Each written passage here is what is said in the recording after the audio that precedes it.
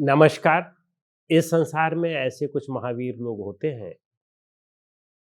जिनका काम केवल बोलते रहना होता है और खूब बोलते रहते हैं और वो केवल बोलने की ही कमाई खाते हैं।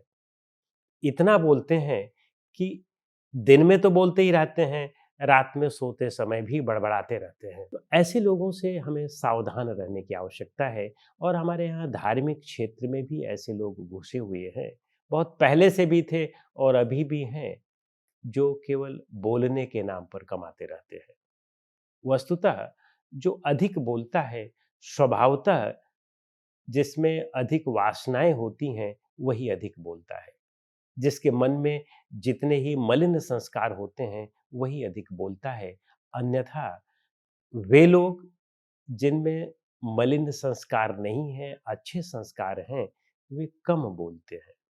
कम इसलिए बोलते हैं कि जो कर सकते हैं वही बोलते हैं और जो नहीं कर सकते हैं उसको नहीं बोला जाता है। और इस संसार में हमारी क्षमता कम ही करने की है। हम सबके लिए सब बहुत कुछ नहीं कर सकते हैं। तो इसलिए हमें अधिक नहीं बोलना चाहिए, कम ही बोलना चाहिए और उतना बोलना चाहिए जितना सार्थक हो और हम जितना कर सकते हो। आप देखेंगे कि अनेक कथावाचक लोग हैं जो केवल दिन भर बोलते रहते हैं और इसकी फीस भी लेते हैं और ऐसा बोलते हैं, कथाओं को वे कहने लगते हैं। राम कथा, कृष्ण कथा, भागवत कथा, जब कथाओं को कहने लगते हैं तो आप देखें कि ऐसा भाव को कर देते हैं और ऐसी कहानियां गढ़ते हैं कि ऐसा लगता है कि जैसे वे कृष्ण की कथा का लाइव प्रसारण कर रहे हों, जिसे कहीं देख रहे हों और बस उस कथा को कह रहे हों। भागवत में या अन्य जगहों पर ढेर सारी चीज़ों में उस तरह नहीं लिखी होती हैं, लेकिन उस कथा को जीवंत बनाने के लिए वे लोग ऐसा कहते रहते हैं और बेचारी भोली जनता वह उस समय भावुक भी हो जाती है, कुछ लोगों के आँख में आँसू भी हो जाते हैं, रोने भी लगते हैं। जो कुछ धन आदि होता है, उसको समर्पित भी कर देते हैं और फिर 4 दिन के बाद सब कुछ वैसे का वैसा हो जाता है और उन लोगों की चांदी हो जाती है जो आयोजक होते हैं। वो जितना कुछ चढ़ावा आता है, कुछ अपना रख लेते हैं और कुछ उन कथावाचकों को दे देते हैं। तो जो बिचौलिए लोग होते हैं वे सब खा जाते हैं और जो मुख्य लोग होते हैं, जिनको सुन करके कुछ उससे फायदा लेना होता है, वे वैसे के वैसे रह जाते हैं, ठगा जाते हैं। तो इसलिए हमें इस बात की सावधानी रखनी है कि जो ऐसा बोलने वाले होते हैं, क्या वे आचरण में भी ऐसा करते हैं? बड़ी ऊँची-ऊँची बातें बोलते हैं, लेकिन आचरण के नाम पर शून्य होते हैं और शून्य ही नहीं, उसका ठीक विपरीत आचरण करते हैं। लोगों को बताते हैं कि सत्य बोलना चाहिए, सत्य भाषण करना चाहिए और दिन भर असत्य बोलते रहते हैं। लोगों को बताते हैं कि पान नहीं खाना चाहिए, बीड़ी नहीं पीना चाहिए, सिगरेट नहीं पीना चाहिए, शराब नहीं पीना चाहिए और आप देखेंगे अगर उनके व्यक्तिगत जीवन में झाँक करके देखें, तो ढेर सारे लोग ये सब करते भी हैं। बाहर स्टेज पर अच्छी-अच्छी कथा कहते हैं और ये सब अगर व्यक्तिगत जीवन में देखें, तो ये सब चीज़ें करते रहते हैं। तो ऐसे कहने से फ़ायदा क्या है? ऐसी कथा से फ़ायदा क्या है, जब हम आचरण में ही नहीं उतार पाते हो?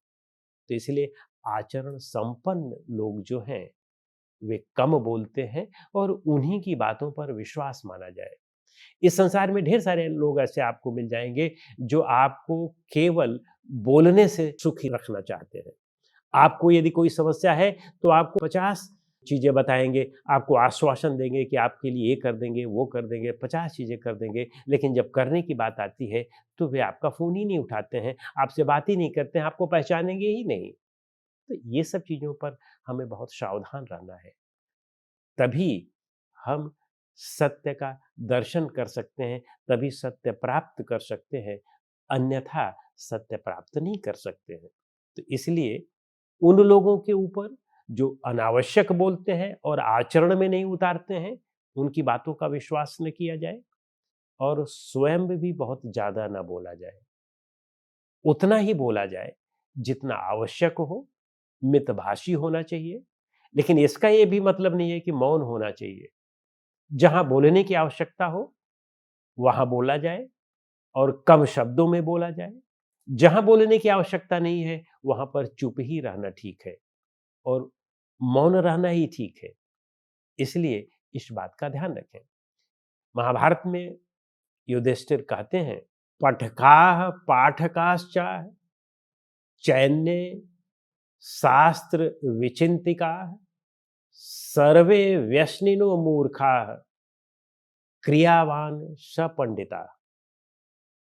यानी पढ़ने वाले, पढ़ाने वाले और शास्त्रों का चिंतन करने वाले ये सब व्यसनी हैं, मूर्ख हैं।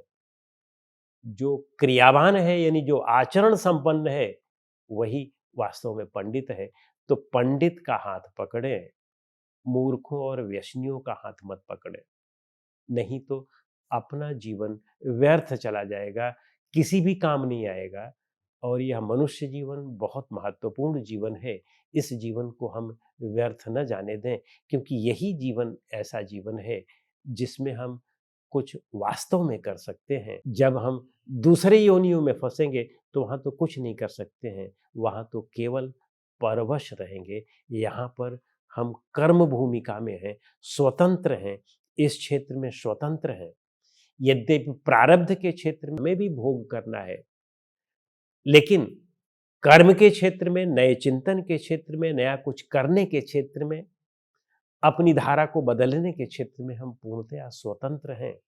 तो इसलिए मानव जीवन को अपने व्यर्थ न जाने दें, इसका सदुपयोग करें, कम बोलें और जो लोग बहुत बोलते हैं उनके साथ न रहें।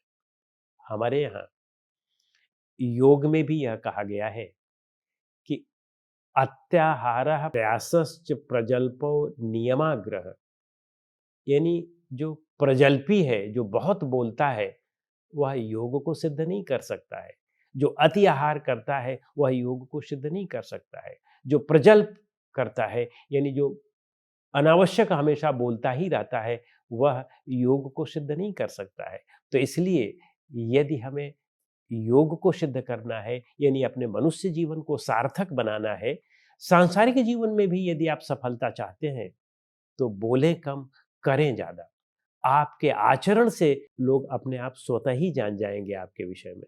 बोलने से नहीं जान पाएँगे, क्योंकि बोलने से लोग यह समझते भी हैं, ढेर सारे लोग समझते भी हैं कि जो बोलते हैं, वे करते नहीं हैं और जो नहीं बोलते हैं, वो ज़्यादा करते हैं। तो इसलिए इस बात का ध्यान रखा जाए, तभी मनुष्य जीवन सार्थक हो सकता है। नमस्कार।